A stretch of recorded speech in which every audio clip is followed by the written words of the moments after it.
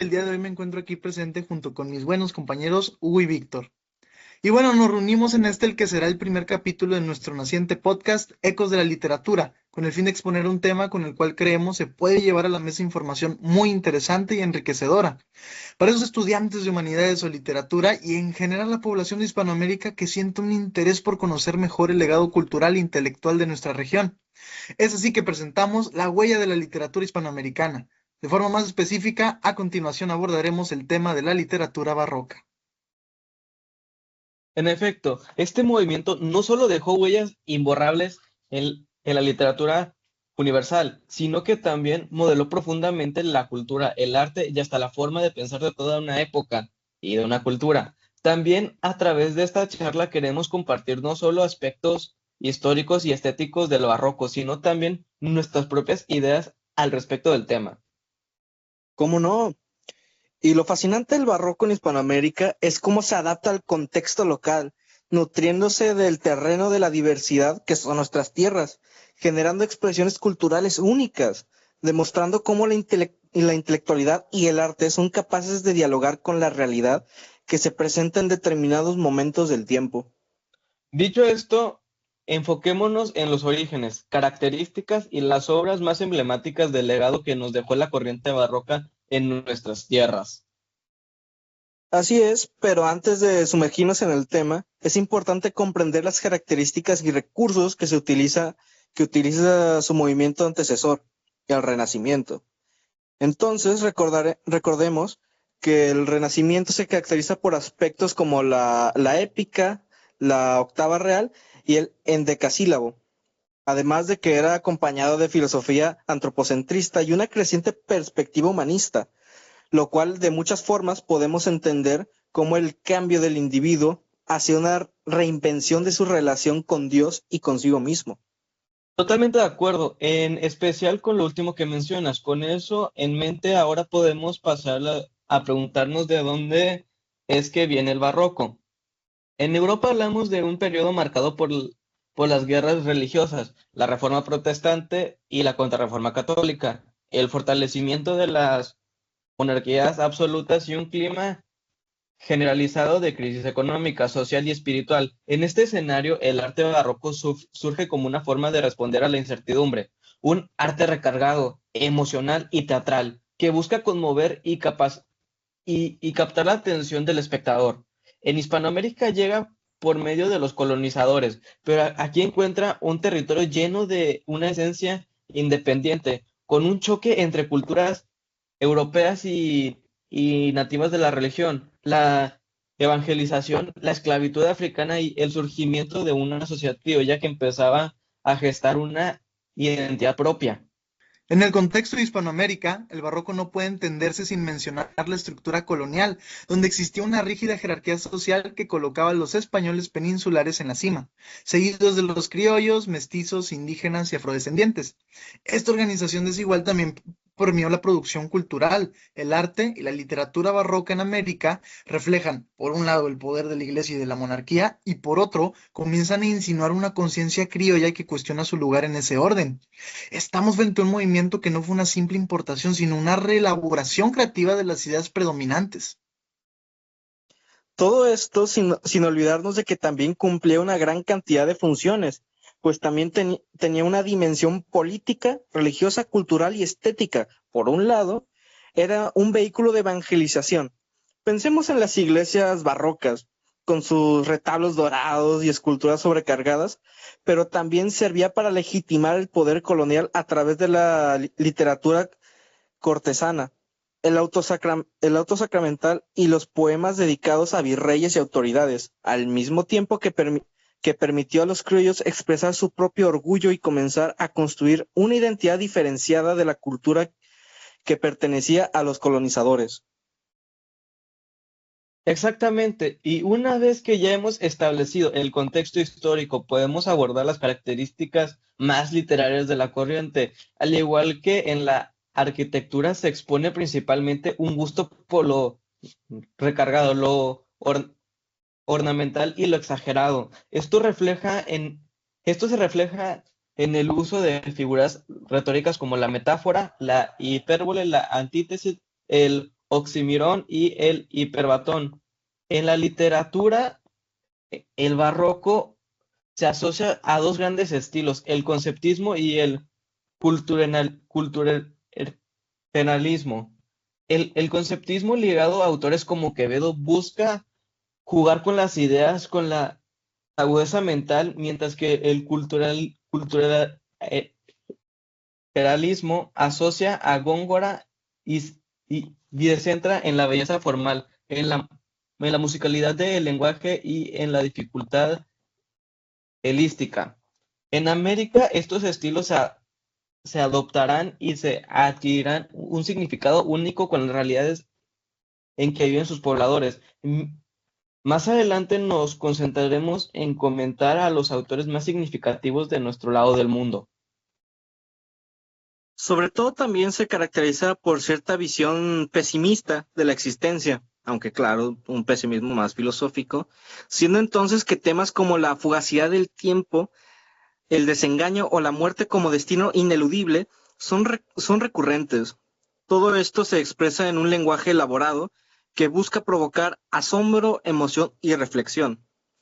Desde la perspectiva hispanoamericana encontramos que se aborda la conceptualidad barroca desde la brevedad de la vida, la banalidad de las riquezas o el contraste entre las apariencias y la realidad, pero también importantes reflexiones sobre el mestizaje, el paisaje americano, la conquista y la evangelización.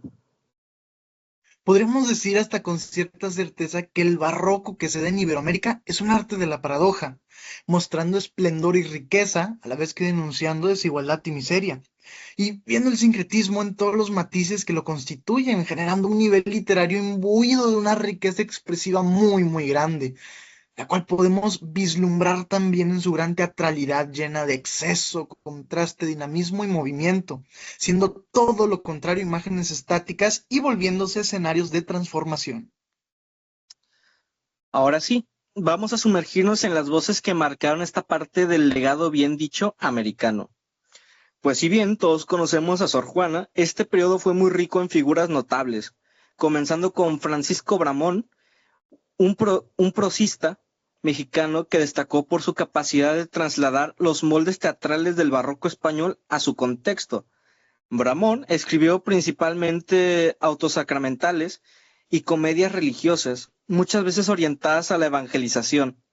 Lo interesante que más nos llama la atención es cómo adapta los recursos barrocos, como el uso de alegorías, contrastes y el lenguaje ornamentado. Sus obras muestran el esfuerzo por arraigar el mensaje cristiano a una sociedad heterogénea, marcado por una vasta diversidad étnica e ideológica. Por otro lado, Juan de Palafox y Mendoza, que fue obispo del pueblo y virrey interino de la Nueva España, no solo tuvo un papel político y eclesiástico relevante, sino que también dejó una vasta obra escrita que abarca cartas, tratados, sermones y textos históricos. Sus escritos revelan una preocupación por la justicia social y la protección de los indígenas frente a los abusos coloniales. Además, es notable su defensa del arte y la música como medios para acercarse a Dios. Palafox, desde su perspectiva clerical, contribuyó a consolidar el barroco como un proyecto cultural total, donde la literatura, las artes plásticas, la música y la arquitectura se integraban para tener un papel pedagógico e integrador frente a la población. Y ahora yo quiero hablar de Carlos de Sigüenza y Góngora, quien representa en cierto modo el perfil de el intelectual barroco por excelencia. Nació en 1645 en la Ciudad de México y fue matemático, astrónomo, historiador, poeta, cronista y un catedrático. Lo que hace fascinante es su versatilidad. Escribió desde tratados científicos hasta obras literarias, demostrando que en el barroco no existía una separación rígida entre ciencias y las humanidades.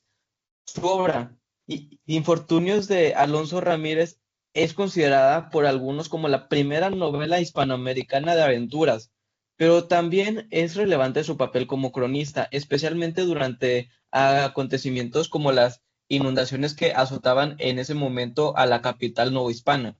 Sigüenza fue una de las primeras figuras criollas en reclamar un lugar propio frente a los peninsulares y a través de su escritura reivindicó la historia y la identidad y el valor cultural del mundo novohispano. Otro autor fascinante es Juan Rodríguez Freire, un cronista colombiano conocido por su obra El Carnero, escrita a mediados del siglo XVII, combinando la historia, leyenda, anécdotas y sátira para retratar la sociedad colonial en el nuevo reino de Granada, lo que hoy conocemos como Colombia, convirtiéndose en una voz esencial para entender el barroco. Se expresó en las colonias andinas, donde el mestizaje cultural y social no solo dio lugar a formas muy originales de narrar. Y no podemos olvidar a Juan Ruiz de Alarcón, quien nació en Taxco, México, pues este fue uno de los dramaturgos más importantes del Siglo de Oro y destacó por la profundidad moral y psicológica de sus personajes. Sus comedias, como La verdad sospechosa y Las paredes oyen, no solo tienen un enorme valor literario, sino que también introducen una reflexión ética que lo distingue de otros autores de su tiempo. Ruiz de Alarcón critica los vicios humanos, especialmente algunos como la mentira, la hipocresía y la vanidad, implementando en cada una de sus críticas esa sutileza y elegancia que lo convierten en un autor fundamental para entender la vertiente teatral de la corriente. Y claro, volvemos a Sor Juana Inés de la Cruz, que como ya mencionamos, es la figura culminante del barroco novohispano.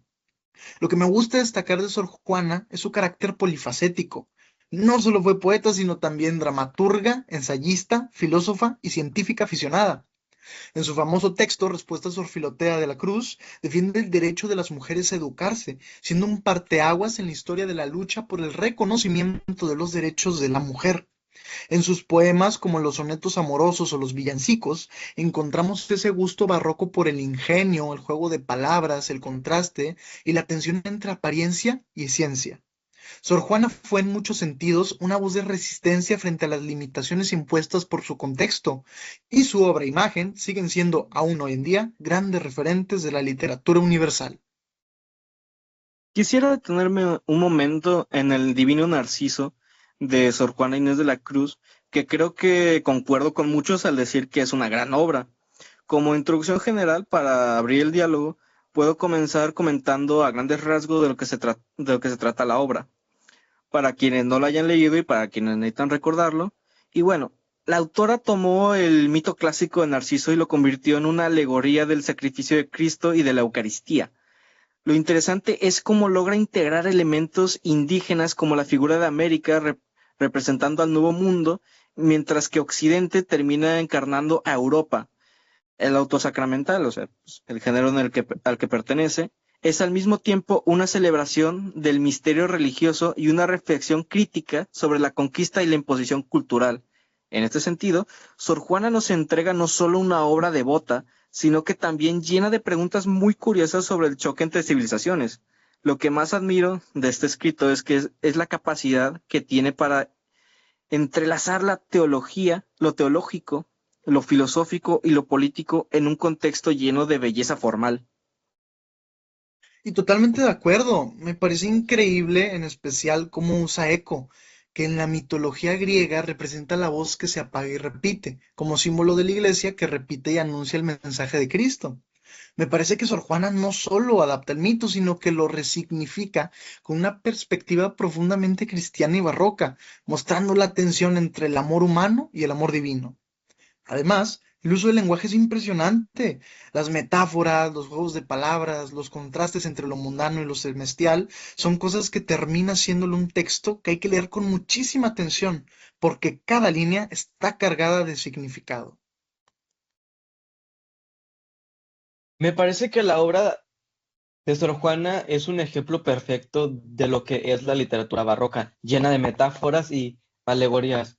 Ante todo, me parece que su obra representa las tensiones y el contacto que tuvieron los europeos con las culturas mesoamericanas. El comentario de mi compañero Hugo me parece muy esclarecedor a la hora no solo de ver que la obra es autosacramental, sino es una narración de cómo fue la conquista de los territorios americanos. En definitiva, creo que podemos llegar al consenso de que se trata de una obra que nos obliga a mirar más allá de la superficie, a mirar entre líneas. No se queda en la doctrina ni en el simple cumplimiento de las características de su corriente. Se trata de la identidad, la diferencia cultural e incluso el poder mismo. Creo que ahí radica su genialidad, ¿eh? Porque en esa capacidad que tiene para dialogar con el pasado y al mismo tiempo adelantarse al tiempo que le correspondía. El divino Narciso es un espejo que nos obliga a mirar nuestras propias contradicciones, nuestras propias creencias y nuestras relaciones con los demás. Cerrar este bloque con Sor Juana, me parece a mí, es cerrar con broche de oro, porque ella sintetiza como nadie la riqueza del barroco hispanoamericano. Antes de terminar con este primer capítulo de Ecos de la Literatura, hay algo que tratar muy importante, y eso es que si hablamos de aportes generales de la literatura a el desarrollo de nuestra cultura, es importante reconocer que cada corriente literaria ha dejado huellas profundas. El Renacimiento, por ejemplo, trajo consigo un ideal de equilibrio, armonía, racionalidad y belleza clásica. Nos dejó obras donde se celebra la naturaleza, el amor humano y la confianza en la razón. El barroco, en cambio, eh, nos dejó enfrentado a la complejidad de la conciencia de los límites humanos, la angustia existencial y aunque diferentes, ambos movimientos contribuyeron a enriquecer nuestra sensibilidad y nuestra capacidad de comprender el mundo desde múltiples perspectivas. Gracias a ellos, hoy tenemos un patrimonio literario que se nos permite dialogar con nuestro pasado y entender nuestras raíces y reflexionar críticamente sobre nuestro presente. Su aporte fue decisivo en la formación de una esencia completamente distinguible de la riqueza cultural mestiza.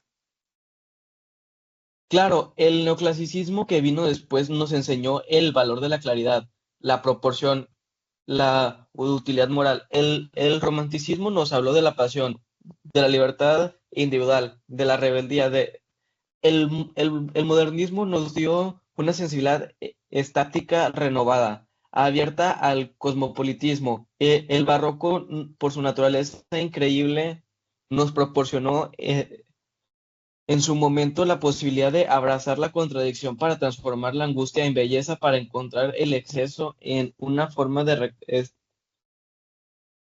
conocimiento y sobre todo de reconocimiento. Bueno, ya para cerrar, yo me quedo pensando en lo increíblemente actuales que pueden ser temas de los cuales hoy nos encontramos a siglos de distancia. Antes de trabajar en este podcast, yo al barroco lo veía como algo lejano, como un periodo oscuro y lleno de demasiado exceso, pero ahora lo veo distinto. Me parece fascinante cómo los autores de esa época usaron el arte y la literatura para reflexionar sobre temas tan profundos. Para mí, Sor Juana, Sigüenza, Palafox o incluso Frailé no solo cuentan historias o defienden ideas religiosas, sino que también nos dejan una mirada crítica sobre el mundo en que vivieron, y eso tiene un gran valor humano. Fíjate que comparto un poco lo que dice Emi, pero yo le agregaría que lo que más me gustó de este recorrido por el barroco fue darme cuenta de lo complejo que fue el proceso de formación cultural en Hispanoamérica, pues realmente representó toda una transformación, una mezcla y resignificación de ideas. Yo por mi parte confieso que antes de este proyecto veía a el barroco como un periodo complicado y hasta caótico, pero al leer obras como El Divino Narciso y a el investigar a Palafox y a Sigüenza, entendí que el caos aparentemente es una realidad y un reflejo de nuestra sociedad en plena transformación que estaba tratando de entenderse a sí misma. Muy bien, hemos llegado al final de este episodio. Ha sido un viaje fascinante por el mundo del barroco hispanoamericano, lleno de descubrimientos, reflexiones y sobre todo de muchísimo aprendizaje. Esperamos que este episodio les haya servido para mirar esta etapa de la literatura y de la humanidad con una perspectiva distinta. Así es, nos despedimos por ahora, pero seguiremos leyendo, pensando y dialogando. Hasta la próxima. Hasta pronto y recuerden, la literatura nos conecta, nos forma y nos transforma.